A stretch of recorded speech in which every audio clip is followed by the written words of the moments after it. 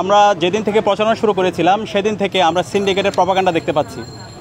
ঐক্যবদ্ধ শিক্ষার্থী জোট আমাদের পক্ষ থেকে যখন আমরা স্বপ্নের কথাগুলো বলছিলাম, শিক্ষার্থীদের ভাবনার কথা বলছিলাম, শিক্ষার্থীদের আকাঙ্ক্ষার কথা বলছিলাম, কেমন ঢাকা বিশ্ববিদ্যালয় চাই সেটা রূপরেখা আমরা দেখাচ্ছিলাম, ঠিক সেই সময়ে আমাদের যারা প্রতিদ্বন্দ্বী আছে, আমরা যাদেরকে বন্ধুপ্রতি মনে করি, তারা প্রতিনিয়ত আমাদের বিরুদ্ধে সিন্ডিকেটের প্রপাগান্ডা শুরু করেছিল। এবং 26শে অগাস্ট আপনাদের মনে থাকার কথা, সেদিন চারুকলায় আমাদের একজন প্রার্থীর ছবি বিকৃত করা হয়েছে এবং সেদিনে আমরা প্রশাসনে লিখিত অভিযোগ দিয়েছিলাম। আজকে প্রায় 7 দিন হয়ে গেল, বিশ্ববিদ্যালয় প্রশাসন কোনো ধরনের ব্যবস্থা নিতে পারে নাই। এবং একই সাথে এখানে আমরা যারা প্রার্থী আছি সকল প্রার্থীদের বিরুদ্ধে ক্রমাগত প্রপাগান্ডা। আমি আপনাদেরকে একটা কাজ দিয়েছিলাম, আমাদের ফেসবুক আইডিগুলোতে গিয়ে কমেন্ট সেকশন একটু চেক করা। সে কমেন্ট সেকশন যদি একটু চেক করেন, প্রত্যেকটা কমেন্ট সেকশন সেটা হচ্ছে বট ফোর্স চালায়। বট ফোর্স কারা চালায় সেটা আপনারা জানেন। প্রত্যেকটা আইডি তারা আমাদের বাপ মা ধরে আমাদের বোনদেরকে যে ভাষায়, অশ্রাব্য ভাষায়, তাদের নিজেদের আইডি থেকে এবং তাদের ফেক আইডি থেকে, বট আইডি থেকে যেভাবে তারা অশ্লীল ভাষায় যে শব্দচয়নগুলো করে, সেগুলো ঢাকা বিশ্ববিদ্যালয়ের শিক্ষার্থী হিসাবে আমরা শব্দচয়ন করতে চাই না। তো আমরা এই ধরনের সিন্ডিকেটের প্রপাগান্ডার প্রতিবাদ জানাই। আমরা মনে করি ঢাকা বিশ্ববিদ্যালয়ের আমরা যারা শিক্ষার্থীরা আছি, আমরা যারা প্রার্থীরা আছি, আমাদের সবাইকে দায়িত্বশীল আচরণ করা দরকার। যেটা অন্যায় সেটাকে বুক ফুলে অন্যায় বলা দরকার। কিন্তু আমরা দেখতে পাই সিলেক্টিভ প্রতিবাদ। যখন আমার বোন সাবিকুন্নাহা তামান্নার উপর যখন সাইবার বুলিং হয়, অথবা আফসানার উপর যখন সাইবার বুলিং হয়, যখন উম্মে সালমার উপর সাইবার বুলিং হয়, অথবা ফাতিমা তাসনিম জুমার উপর সাইবার বুলিং হয়, তখন ওটাকে জাস্টিফাই দেওয়া হয়, তখন তাদেরকে শিবির বলে ফ্রেমিং করা হয়। কিন্তু যখন অন্য কোনো ঘটনা হয়, ওই ঘটনা আমরাও প্রতিবাদ জানাই। সবার আগে যখন কালকে ঢাকা বিশ্ববিদ্যালয়ের যে শিক্ষার্থী, জওহলের শিক্ষার্থী একজন নারীকে যে শব্দচয়ন করেছে, সবার আগে আমরা প্রতিবাদ জানিয়েছি। আমরা বিশ্ববিদ্যালয় প্রশাসনের সাথে কথা বলেছি এবং আমরা লিখিত অভিযোগ দিয়েছি প্রক্টরের কাছে, যেন দ্রুত সময়ের মধ্যে তার বিরুদ্ধে ব্যবস্থা নেওয়া হয়। কিন্তু আমরা দেখতে পেয়েছি তাকে দায় মুক্তি দেওয়ার জন্য সকল গ্রুপ ঐক্যবদ্ধ হয়ে গিয়েছে। যে অপরাধী তার বিচার না করে, যখন আমরা বিচার চাচ্ছিলাম, সেই বিচার না করে তাকে দায় মুক্তি দিতে চাই, তাকে শিবির নেতা বলে তাকে ফ্রেমিং করতে চাই। এটা কোন ধরনের হিপোক্রেসি ভাই?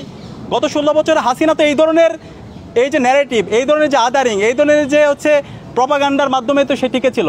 আপনারা কি আবার হাসিনার পথ বেছে নিলেন?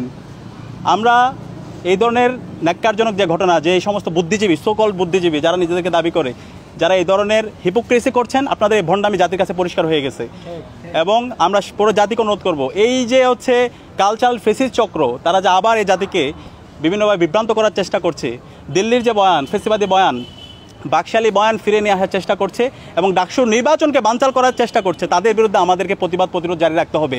যারা সামনে থেকে, পেছন থেকে এবং গুপ্ত অবস্থায় ডাকসু নির্বাচনকে বানচাল করার চেষ্টা করছে এবং সারা দেশে সকল ছাত্র সংসদ নির্বাচনকে বানচাল করার চেষ্টা করছে এবং ক্যাম্পাসগুলোকে অস্থিতিশীল করার চেষ্টা করছে, তাদের বিরুদ্ধে আমাদের অবস্থান জারি রাখতে হবে। এখানে একটার সাথে একটা কানেক্টেড, সব ডটগুলো আমাদের মেলাতে হবে এবং আপনাদের দায়িত্ব দিয়ে গেলাম, সে জায়গায় আপনারা এই ডটগুলো মেলাবেন।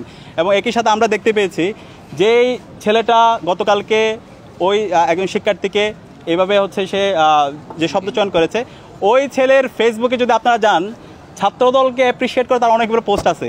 তো আপনারা একটা ছবি পাইলেন সে কোন সময় কোন প্রোগ্রামে গেছে, তাহলে এই যে ছাত্রদল সংশ্লিষ্ট তার 10-এর অধিক যে পোস্ট আছে, তো এইটা দ্বারা কি প্রমাণিত হয়? সে তো অনেক অ্যাক্টিভ ছাত্রদল। তো এটার বিরুদ্ধে আপনারা কেন কথা বলছেন না? এই যে এই ধরনের ফ্রেমিং করা, ভাই আমরা এখন ডাকসু নির্বাচন করছি, আমরা প্রতিদিন কমপক্ষে 2 থেকে 3 হাজার শিক্ষার্থীর সাথে আমাদের সাক্ষাৎ, শিক্ষার্থীরা ছবি তোলে। এখন এই ছবি তোলা মানে যদি সে শিবির হয়ে যায়, তাহলে তো এটা একটা ধরনের হিপোক্রেসি। এবং এই ধরনের ফ্রেমিংয়ের রাজনীতি, এই ধরনের ভণ্ডামি রাজনীতি আপনারা বন্ধ করেন। আপনাদের শিক্ষার্থীদেরকে নিয়ে ভাবনা, শিক্ষার্থীদেরকে নিয়ে চিন্তা, সেগুলো আমাদের জাতির সামনে নিয়ে আসেন।